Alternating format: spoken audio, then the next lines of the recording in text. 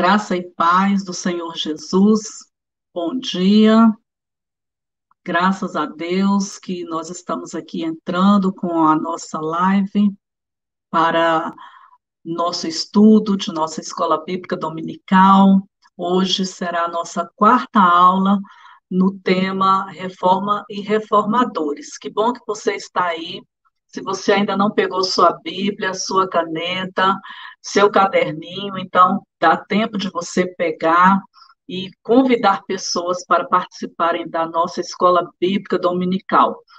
Se puder, compartilhe esse vídeo, porque será de grande proveito para as nossas vidas, para o nosso crescimento, e nos ajude a tornarmos o canal da Igreja Cristã Semear mais relevante, interagindo conosco. O fato de você interagir, de você se comunicar aí conosco nos comentários, curtir esse vídeo já ajuda bastante. Seja este missionário pela internet. Amém, queridos irmãos? Vamos orar, vamos pedir a bênção do Senhor para as nossas vidas nesta manhã, deixar o nosso coração bem disponível para receber a nossa aula da Escola Bíblica Dominical. Pai querido, Pai Santo, nesta manhã nós colocamos mais uma vez o nosso coração diante da Tua presença. Ó Senhor, fala conosco através da Tua palavra. Meu Deus, muito obrigada pelo privilégio que nós temos, a liberdade que temos e o acesso que o Senhor nos deu à Tua gloriosa e maravilhosa palavra. Pai, que os nossos olhos sejam iluminados pelo Teu Espírito e que haja um entendimento daquilo que o Senhor tem para as nossas vidas.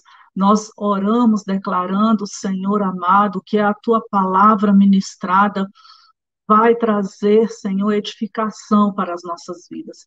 Declaramos o poder do sangue de Jesus Cristo sobre cada vida, sobre cada família, sobre cada aluno da EBD, Pai, em nome de Jesus e para a glória de Jesus. Eu quero ler um texto da palavra de Deus nessa manhã, que está em 2 Timóteo, capítulo 4, nós vamos ler dos versículos 1 até o versículo 8. 2 Timóteo 4, versículos 1 a 8, diz assim: Conjuro, conjuro-te, pois, diante de Deus e do Senhor Jesus Cristo, que há de julgar os vivos e os mortos na sua vinda e no seu reino, que pregues a palavra, instes a tempo e fora de tempo, redarguas, repreendas, exortes com toda a longanimidade e doutrina, porque virá tempo em que não suportarão a sã doutrina, mas tendo comichão nos ouvidos, amontoarão para si doutores, conforme as suas próprias concupiscências, e desviarão os ouvidos da verdade, voltando às fábulas. Mas tu, sê sóbrio em tudo, sofre as aflições, faze a obra de um evangelista, cumpre o teu ministério, porque eu já estou sendo oferecido por aspersão de sacrifício, e o tempo da minha partida está próximo. Combati o bom combate, acabei a carreira, guardei a fé. Desde agora a coroa da justiça me está guardada, a qual o Senhor, justo juiz, me dará naquele dia, e não somente a mim, mas a todos quantos amarem a sua vinda. Queridos irmãos, hoje nós vamos conhecer um pouco, resumidamente, a biografia de John Wycliffe e vamos sentir sobre a necessidade dos povos que ainda não têm a Bíblia na sua própria língua, e com isso o nosso coração há de se compadecer. No campo da ação, nós vamos orar para que pessoas não alcançadas sejam alcançadas pela palavra e pela igreja perseguida. O objetivo da nossa lição hoje, ao estudarmos essa lição, nós vamos conhecer a vida de John Wycliffe e vamos aprender com o amor dele pelas escrituras e a sua fidelidade ao ensino bíblico. O amor deste homem foi um amor muito grande pela palavra de Deus e nos deixou um legado maravilhoso que foi a Bíblia em inglês, a tradução da Bíblia em inglês. John Wycliffe nasceu em 1328 e faleceu em 1384. Ele nasceu no norte da Inglaterra, foi filho de família rica, cujas propriedades familiares cobriam amplo território. Wycliffe, aos 16 anos, foi enviado pela família para estudar na Universidade de Oxford, uma das principais universidades da Europa. Ele foi influenciado por um professor e reformador religioso do século XIV, chamado Thomas Bradwardine, que ensinou fielmente a palavra de Deus, declarando que Deus, por sua graça, salva os homens dos pecados.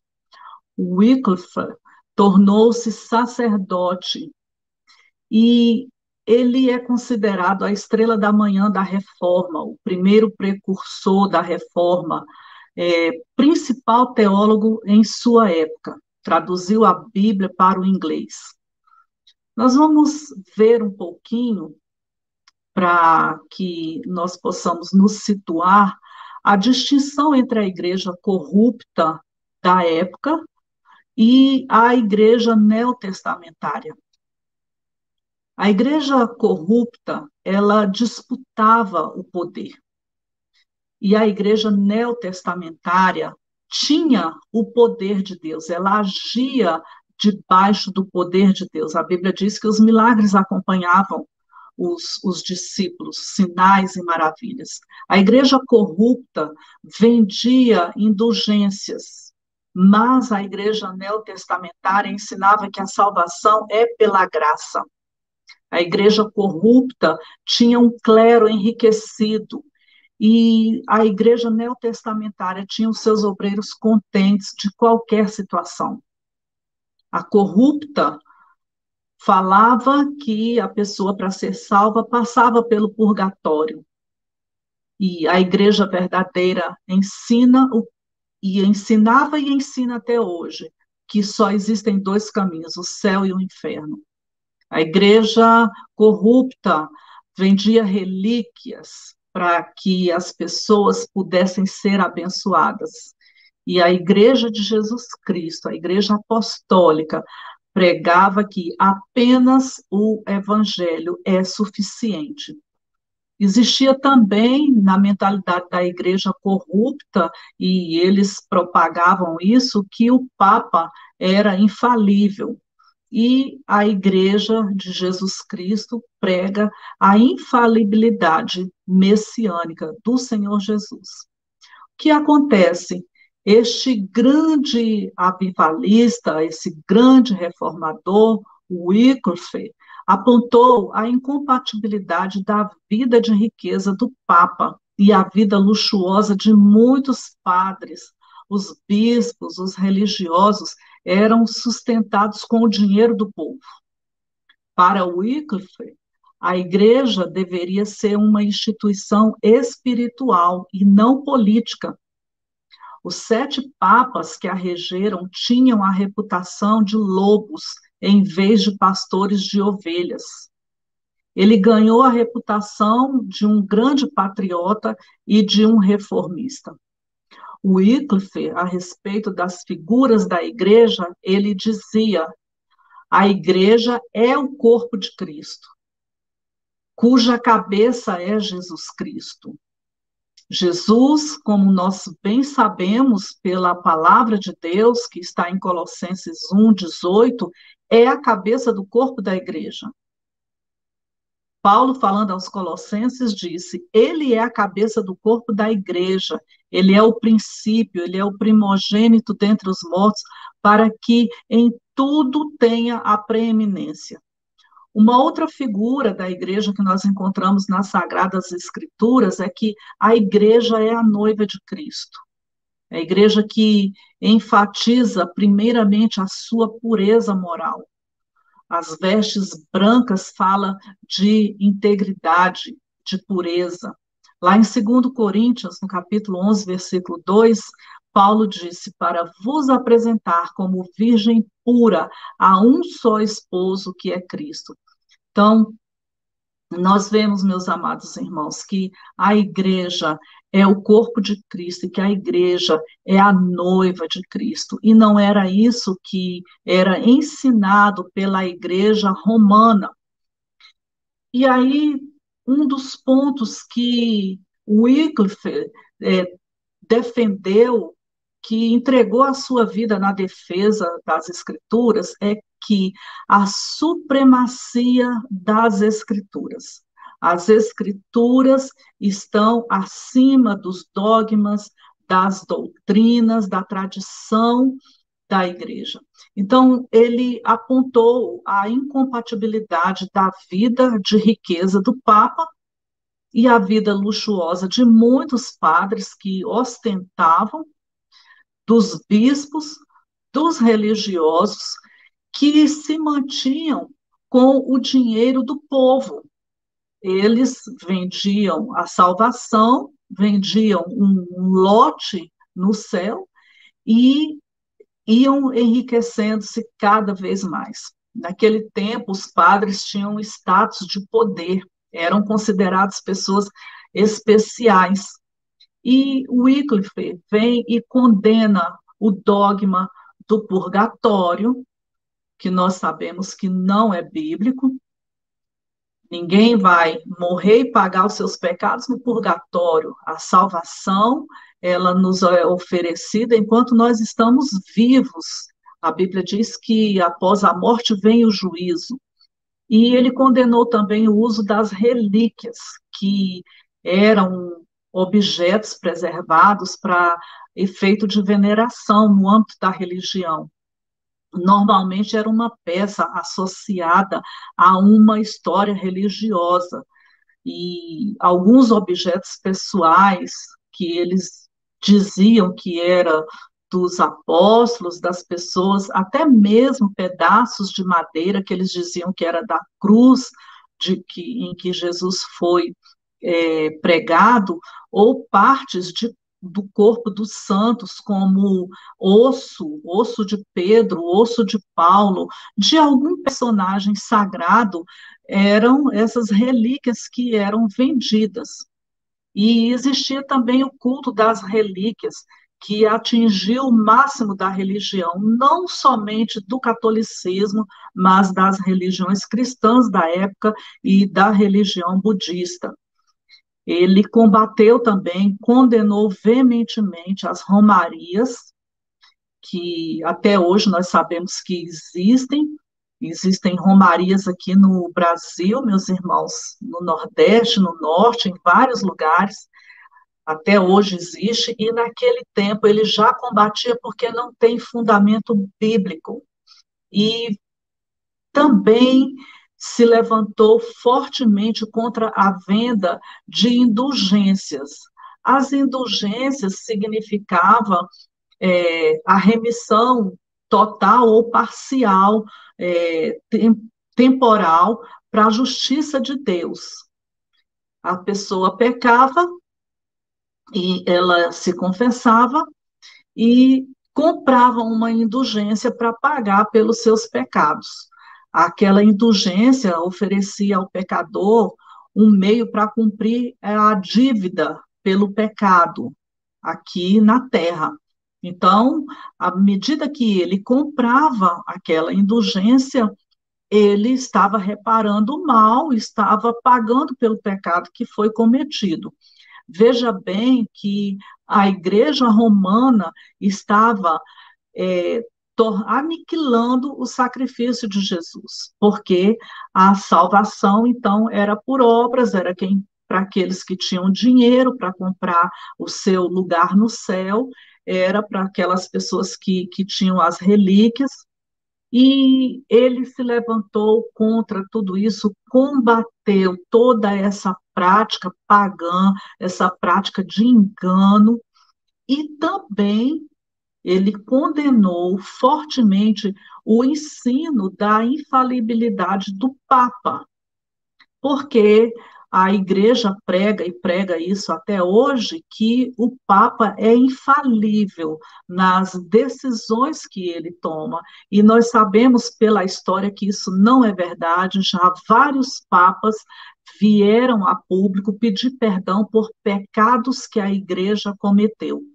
Então, isso é uma heresia muito grande, isso é algo terrível, que as pessoas eram enganadas. E em 1378, Wycliffe escreveu uma obra sobre a verdade das Escrituras Sagradas. Ele retratou nessa obra a Bíblia como a regra de fé e prática pela qual a igreja, as tradições, os concílios, inclusive o Papa, deveriam ser provados. E isso, meus irmãos, é completamente bíblico. A Bíblia fala que nós devemos provar os espíritos, nós devemos provar as profecias, e para ele, a doutrina bíblica contém tudo o que é necessário para o homem ser salvo. Não era necessário se acrescentar, associar a salvação às tradições, os concílios e também as palavras, né, as decisões do Papa. Ele enfatizou também nos seus escritos que as escrituras devem ser lidas por todos os homens e não somente pelo clero. Era isso que acontecia naquele tempo.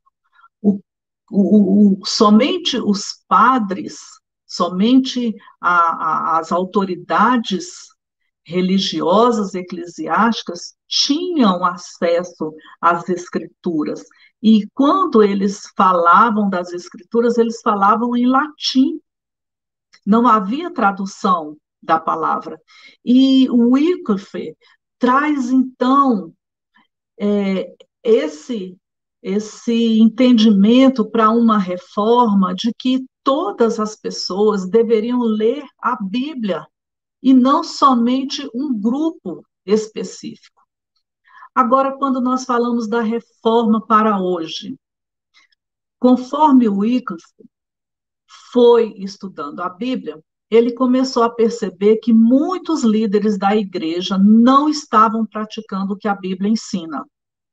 Jesus alertou: meus irmãos são aqueles que ouvem a palavra de Deus e praticam. Lembram desse texto lá em Lucas, capítulo 8, versículo 21?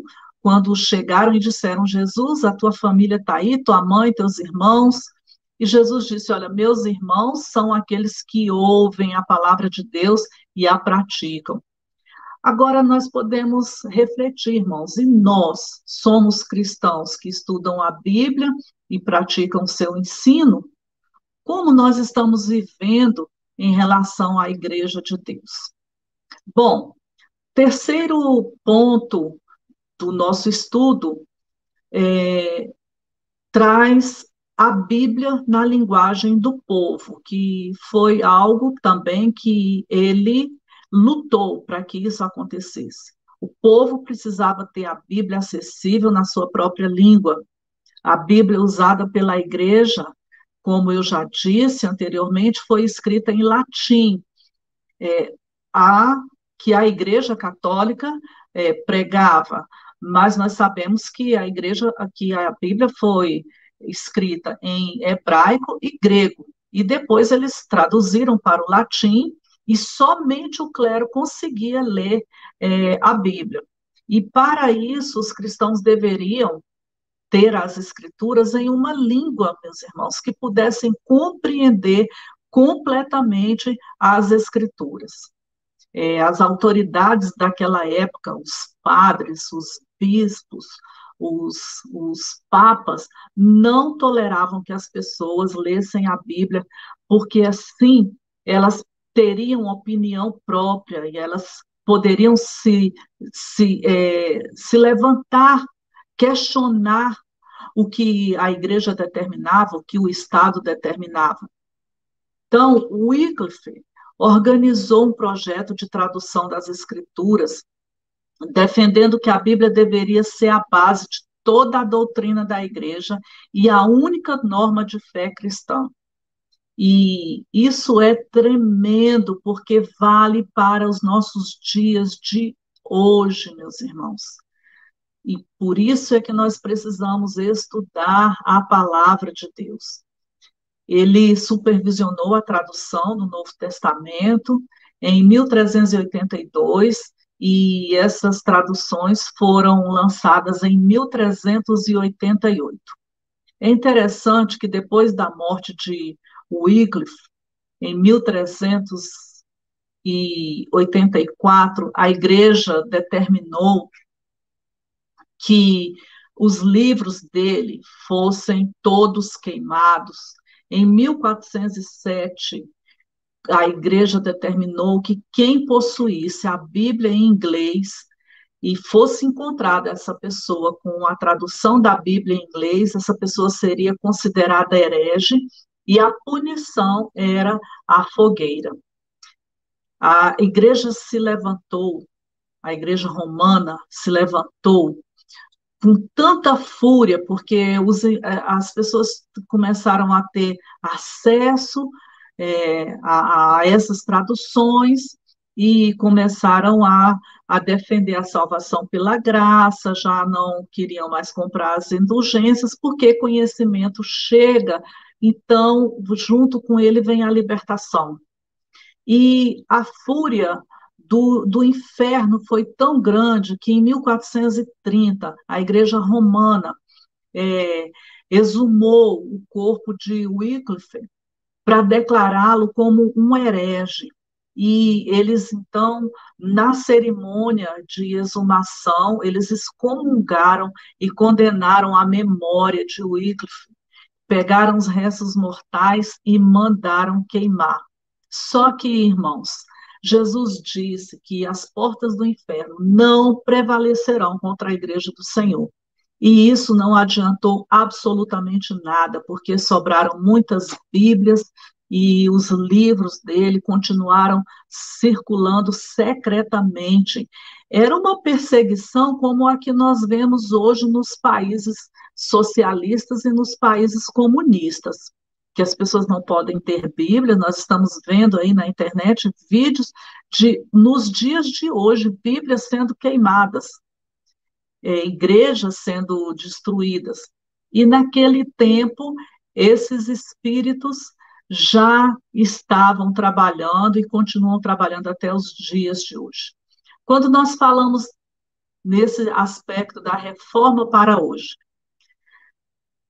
Wycliffe disse o seguinte: você diz que é uma heresia falar das Sagradas Escrituras em inglês? Você me chama de herege porque traduzo a Bíblia para a língua comum do povo? Você sabe contra quem está blasfemando? Não foi o Espírito Santo que deu a palavra de Deus em primeiro lugar na língua materna dos países para os quais ela foi dirigida?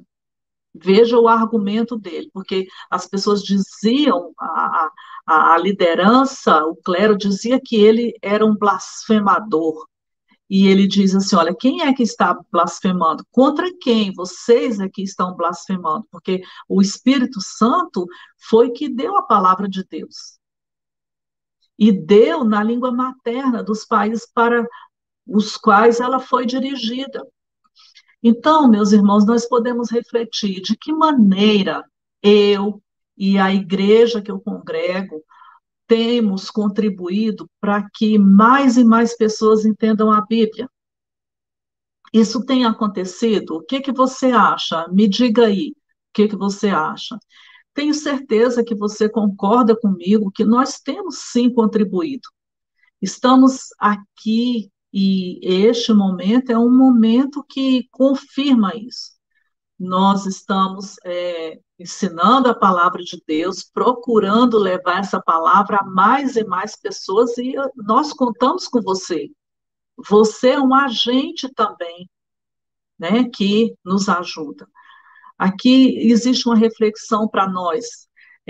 Você tem apoiado missionários que dão vida traduzindo a palavra de Deus para os povos que ainda não têm a palavra na própria língua?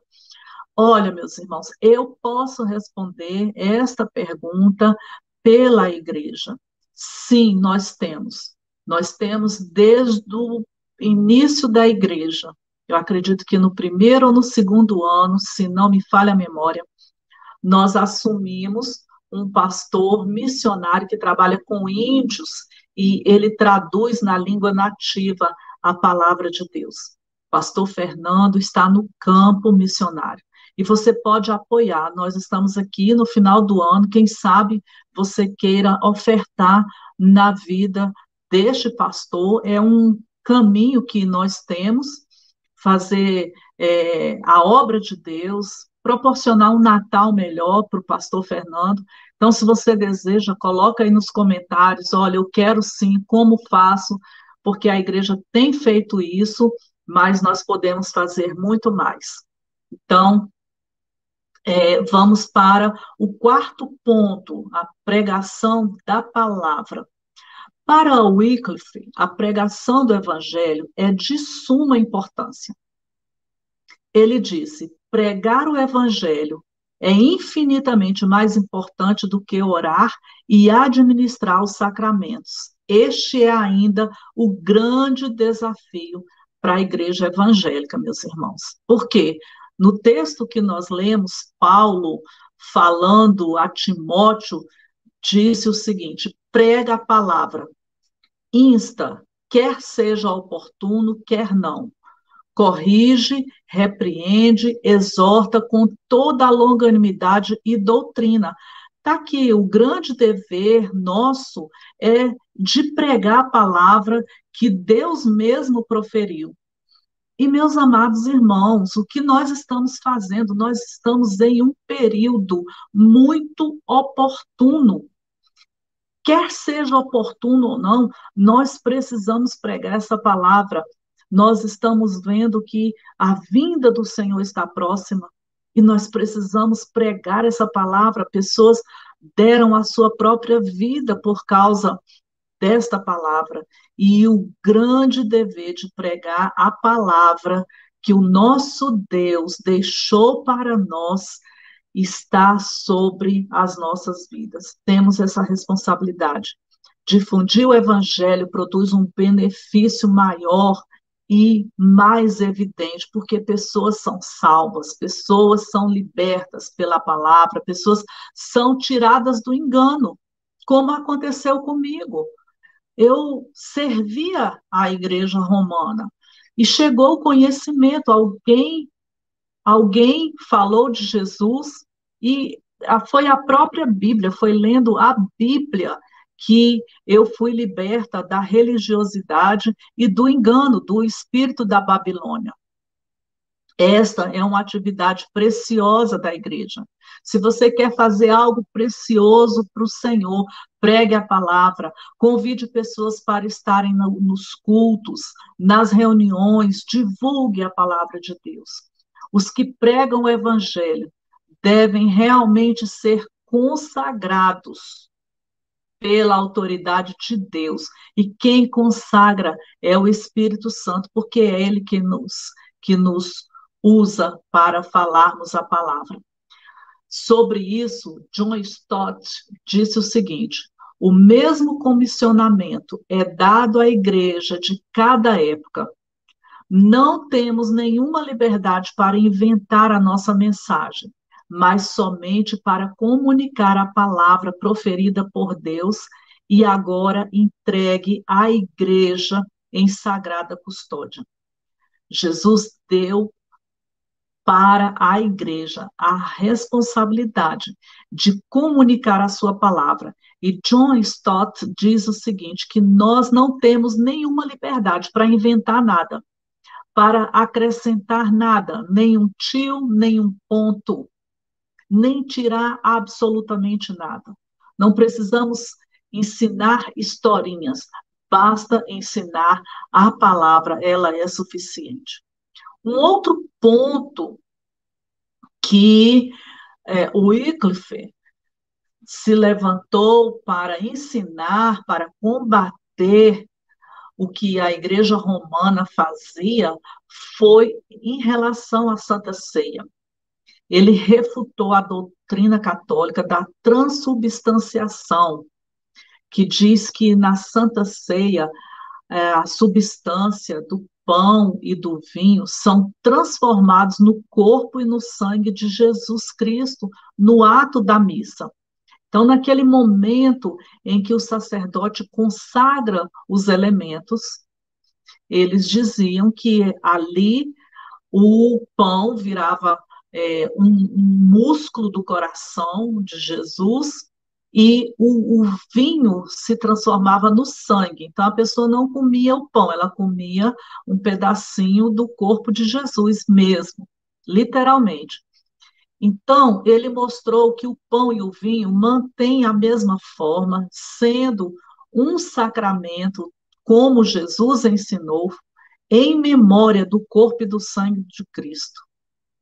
E é interessante, meus irmãos, que eles ensinam também que o sacrifício acontece toda vez que tem a consagração. Imagina a quantidade de, de missas, imagina todas essas vezes Jesus sendo sacrificado novamente. E isso não é verdade, porque a Bíblia diz que o sacrifício foi um só, único e suficiente. A Santa Ceia, a ceia do Senhor, nos foi dada para um memorial, para que nós pudéssemos nos lembrar que ele entregou o seu corpo e derramou o seu sangue para a remissão dos nossos pecados. Então, não passa disso. E Wycliffe se levantou naquele tempo como um instrumento de Deus, cheio do Espírito Santo, para combater a mentira. E, meus irmãos, nós pensamos assim, podemos pensar assim: quantas pessoas são enganadas? Quantas pessoas estão debaixo da mentira? Isso é horrível. Ninguém gosta de ser enganado. Ninguém gosta um marido enganar, uma mulher enganar, um filho enganar, um amigo enganar, um chefe enganar. Isso é horrível. Agora, você imagina o seu líder religioso te enganar em relação a algo que se relaciona à eternidade, se refere à eternidade. Então, a pessoa ser enganada, está fazendo uma coisa debaixo de uma mentira. Isso não pode acontecer, é por isso que nós precisamos examinar as Escrituras. Ele escreveu um livro chamado Apostasia, e nesse livro ele mostrou que o padre não pode reter a salvação das pessoas por ter nas mãos o corpo e o sangue de Cristo na comunhão. Isso também era ensinado. Se a pessoa não comungasse, ela não seria salva. Isso era algo terrível, porque a pessoa dependia daquele sacerdote. E é interessante que as pessoas eram obrigadas a participarem da missa. Então, meus irmãos, uma outra coisa que ele ensinava também é que o ideal para a ceia seria o pão e o suco de uva. No mundo inteiro, os cristãos usam o pão e o vinho, conforme o Senhor ensinou lá em Lucas, no capítulo 22, versículos 18 a 20. Mas, naquela religião, somente as pessoas tinham acesso à hóstia e não tinham acesso ao vinho, somente os sacerdotes. Então, reforma para hoje. Wycliffe ensinou, declarou, o receber espiritual do corpo de Cristo não consiste num receber corpóreo, no mastigar ou tocar a hóstia consagrada. Veja bem, o que é a ceia, mas no alimentar da alma, de fé frutífera, conforme a qual o nosso espírito é alimentado no Senhor. É isso, irmãos, é simples assim. E nós somos cristãos que estudam a Bíblia e praticam o ensino, como lemos em 1 Coríntios 11, 23 e 34. Nós estamos seguindo a ordem de Paulo quando ele diz: examine-se, pois, o homem a si mesmo, e assim coma do pão e beba do cálice. Olha aqui, ó, um outro texto que respalda que a ceia não é só a Eucaristia, mas o pão e o cálice. Foi isso que Paulo falou. Paulo disse que na ceia nós tínhamos que nos examinar a nós mesmos, discernir o corpo de Cristo. Então, nós estudamos a Bíblia para praticar o seu ensino, porque tem muitas pessoas religiosas que vão para a igreja, ouvem os ensinos equivocados e não estudam, não querem saber e continuam no erro e defendem o erro. Não, é a minha religião, eu nasci nessa religião, eu fui batizado nessa religião e acabou. O que aquela pessoa que está ali ensinando falar está correto. E por conta disso, meus irmãos, muitas e muitas pessoas vão para o inferno. Muitas pessoas, por seguirem cegamente, sem conferir na palavra de Deus, o que o líder ensinava, pessoas morreram, pessoas foram mandadas, os líderes mandaram suicidar, pessoas suicidaram, porque não conferiram na palavra. Eu louvo a Deus pela sua vida. Você tem sido ensinado dentro da palavra, você tem a sua Bíblia, você lê a palavra de Deus, então você não será enganado. E o desejo da igreja, os pastores são unânimes nisso, é que todos nós sejamos estudiosos, praticantes da palavra de Deus. Bom, um outro ponto da nossa aula é que o Wycliffe e os Iorlardos defendiam a pobreza dos padres. E esse grupo, né, dos Iorlardos, organizaram grupos para divulgar os ensinos de Cristo. Eles pregavam, eram pregadores itinerantes e espalharam os ensinos de Jesus, agrupados de 2 a 2. Eles andavam de pés descalços e usavam longas túnicas e carregavam cajados nas mãos. E mais tarde eles foram chamados de iolardos, pessoas que se levantaram contra a riqueza de Roma, uma vida regada de vinho, de pecado. Meus irmãos, nós sabemos que em muitas igrejas que haviam do lado das igrejas, é, as freiras, né? As freiras, existiam aqueles conventos, né? Chamados conventos, e muitas pessoas sabiam de que havia muito pecado de ordem sexual com essas freiras, eram muitos abortos, eram muitas coisas, e essas pessoas, esses reformadores, se levantaram justamente por, além de tudo isso que eu falei para vocês, dos ensinos errados que a igreja queria dominar as pessoas, além disso, havia as orgias, havia muito pecado.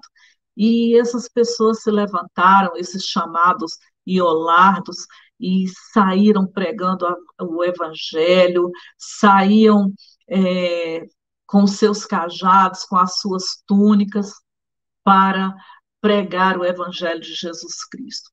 A função principal deles, como ministros de Deus, era pregar o evangelho da graça. Eles combatiam, então, esse evangelho que você tinha que fazer penitência, que você tinha que pagar alguma coisa, que você tinha que comprar indulgência. Então, eles diziam: olha, pela graça nós somos salvos. nós já fomos perdoados através de Jesus Cristo. E eles diziam algo interessante que serve para os nossos dias de hoje, especialmente para a igreja evangélica. Eles ensinavam que os pregadores, os missionários, não deveriam ocupar cargos públicos, porque ninguém pode servir a dois senhores, como está lá em Mateus, no capítulo 6, versículo 24. Eles ajudaram a preparar o caminho, ainda que ocultamente, para a grande reforma que aconteceu na Inglaterra. Muitos destes iolardos eram estudantes da Universidade de Oxford. E Wycliffe também ensinou que o celibato dos padres era uma abominação, porque produziu, é o que eu acabei de falar para vocês, a imoralidade, várias aberrações sexuais, abortos e infanticídios. Existiam cemitérios de crianças que eram abortadas aos lados das igrejas, dos conventos, fora muitos também que eram homossexuais. Tudo isso acontecia. E os reformadores se levantaram, meus irmãos, como uma voz profética de Deus. Deram a sua vida, foram queimados, jogados para os leões, excomungados, como o caso do Wycliffe, que nós estamos estudando hoje, mas eles resistiram firmemente por causa da palavra de Deus. A reforma para hoje. Os iolardos nos ensinam o que é a seriedade de pregar o evangelho. São tomados de um fogo paulino pelo avanço missionário. Podiam com certeza afirmar: pois não me envergonho do evangelho, porque é o poder de Deus para a salvação de todo aquele que crê, primeiro do judeu, também do grego. Isso está em Romanos 1, versículo 16. Eles, como missionários, deram a vida para o avanço da pregação genuína do evangelho. Agora nós, meus irmãos, hoje, do que nós temos nos envergonhado? Nós temos nos acovardado em relação ao ensino da palavra? O que você pode fazer para livrar-se dessas barreiras e proclamar o evangelho a plenos pulmões? Talvez eu esteja falando nesse momento a pessoas que não estão pregando o evangelho de forma alguma. Então, pense aí, peça ao Espírito Santo: Espírito Santo, me dê a oportunidade para falar de ti para alguém. Me dê essa oportunidade, me dê estratégias. Olha, meus irmãos, eu quero dar um testemunho aqui, antes de concluir essa aula. Quando eu me converti, eu sempre que saía de casa, eu orava e falava com o Senhor, falava: Senhor, me dá uma oportunidade de falar de ti para as pessoas. Quando eu ia ao médico, em clínicas, eu pensava assim: eu vou ficar ali sentada esperando e eu quero falar de Jesus. Eu quero falar do Senhor. Tinha tanta fome, tanta sede, e eu lembro várias vezes situações em que estava em consultórios esperando, e eu ficava orando ali. Meu Deus, olhava para uma mulher, olhava para outra e falava assim: Senhor, abre uma janela de oportunidade para eu falar de ti. Irmãos, olha, essa oração sempre foi respondida, e sempre Deus abria uma oportunidade. Eu estava ali pregando a palavra de Deus, ministrando a palavra de Deus. Era tremendo, tremendo, tremendo. E até hoje Deus tem me dado a oportunidade, ele foi só expandindo essa oportunidade de pregar a palavra de Deus. Então, nós vamos concluir. O Wycliffe afirmava que a salvação eterna era conseguida por meio da fé em Deus.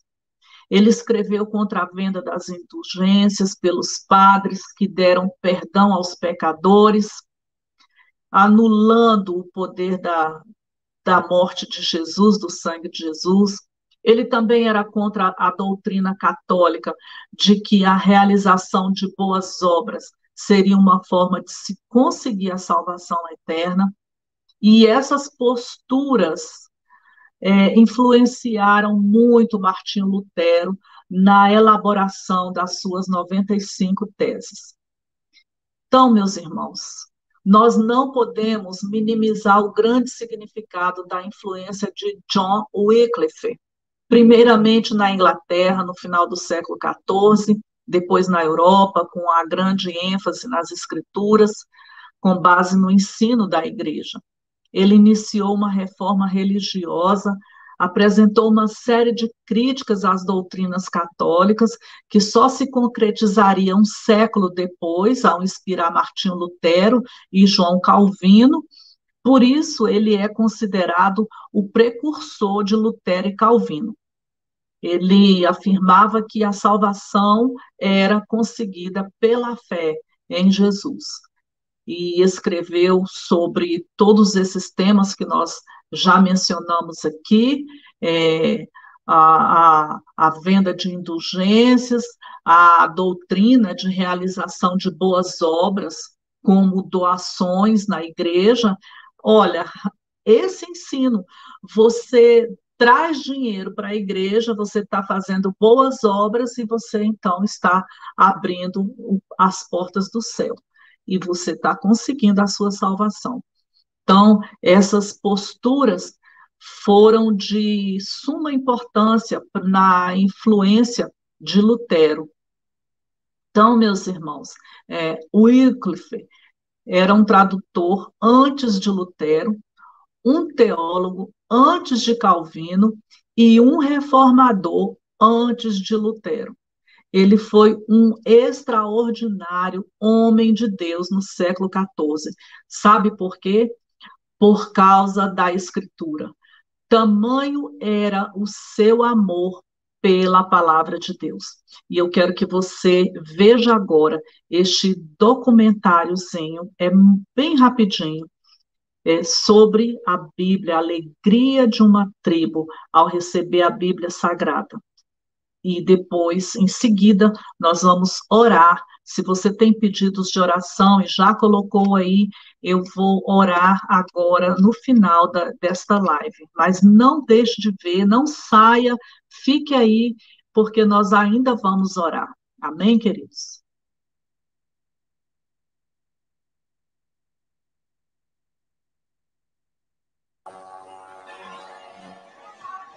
The one pastor had said, it says in the Gospel of John that in the beginning was the Word, and the Word was with God, and the Word was God. And Jesus is that Word, and Jesus is coming, and we need to be there to meet him. Just blew me out of the water. I thought, Lord, this is how we know that it's you doing something here.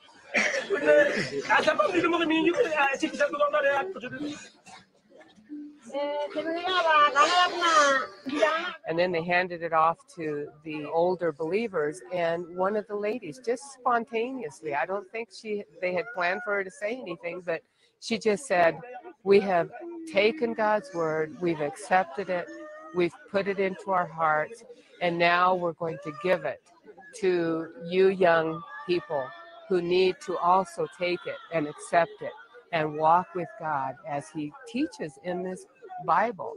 You know, so they handed it off to the younger believers, and you know, the crying and the sobbing that took place there was just, it was something totally unexpected to me, because I knew they would be happy, but the emotion that came out was just so overwhelming to me. I thought, we have no idea, you know, we have had the word of God for so long. We have taken it for granted. We have resources, we have translations, we have, you know, all these different things, and we don't cherish it. We don't realize what a precious gift we have and hold in our hands. And these guys were realizing that and saying, God, you've come to us through the word.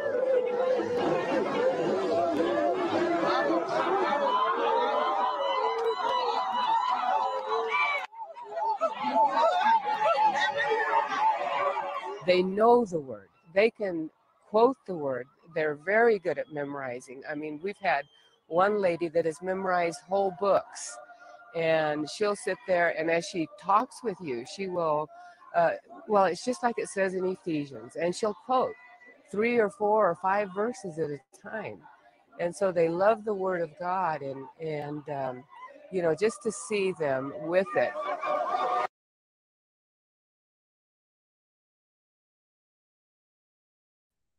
Glória a Deus, que tremendo, meus irmãos, que tremendo.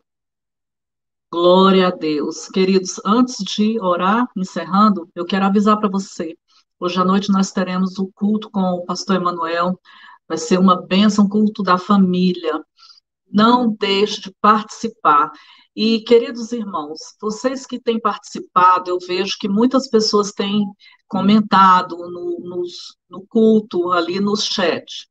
Mas eu sei que outras pessoas também têm assistido e não têm comentado. Isso é muito importante, sabe? Você que não está ainda podendo participar presencialmente, participe de alguma forma, interagindo conosco. Ok, queridos irmãos? Nós estamos aí com a campanha do Panetone. Até quarta-feira você terá a oportunidade de trazer o Panetone para a igreja e participar conosco. Nós estaremos entregando na estrutural e também para as casas de recuperação. Já quero agradecer a Deus pela vida de todos os que estão colaborando. Pessoas estão dando caixas de panetones. Louvado seja o nome do Senhor. Que está saindo bem em conta, porque cada panetone é R$ 5. Está sendo uma bênção. Se você ainda não participou e quer comprar, fale com o pastor Carlinhos. Quem concluiu a leitura da Bíblia Sagrada este ano de 2020, por favor, dê o seu nome para a pastora Eni. Nós teremos as nossas lives esta semana, e fique bem atento, porque eu vou avisar uma campanha que nós vamos fazer de 3 dias, lives só de oração. E está fixado na igreja, nós estamos avisando sobre a assembleia que vai acontecer sexta-feira, dia 18. Se você puder, esteja participando, é a nossa assembleia anual para tomarmos algumas decisões. Tá bom, queridos irmãos? Vamos orar, que Deus esteja abençoando a sua vida nesse momento, em nome de Jesus. Pai querido, Pai santo, em primeiro lugar, eu quero te pedir perdão, Senhor, porque muitas vezes nós negligenciamos o amor e a leitura pela tua palavra. Não temos valorizado, Senhor, porque é a tua palavra, é algo que sai da tua boca para os nossos corações. Meu Deus, em nome de Jesus, que o Espírito Santo faça crescer em nós a fome e a sede por tua palavra. Nós te damos graças porque temos acesso à palavra de Deus. Muito obrigada, Pai. Nós te damos graças por isso e te damos graças por esses homens de Deus que pagaram com a própria vida, Senhor, o desafio de traduzir as Escrituras para que chegasse até cada um de nós. Oramos por as nações pelas nações e pelos povos que ainda não têm a Bíblia Sagrada traduzida em sua língua. Deus, em nome de Jesus, continua levantando homens, mulheres, missionários para estarem, Senhor, pregando essa palavra nos 4 cantos da terra, cumprindo o ídolo do Senhor. Senhor amado, eu oro agora em favor de cada irmão, cada irmã que está conosco nesta escola bíblica dominical, a maior escola do mundo é a escola bíblica dominical. Eu peço que o Senhor esteja abençoando cada um, retribuindo na vida de cada um em bênção, sem medidas. Toma as famílias, toma cada pedido de oração, visita agora com milagres, Pai, em nome de Jesus. Abençoa o culto desta noite, Senhor, que seja um tempo precioso, maravilhoso, e que vidas venham se converter ao Senhor. Nós te damos graças por tudo, em nome de Jesus. Seja abençoado, bom domingo na presença de Deus, bom almoço, e até mais às 19 horas, em nome de Jesus.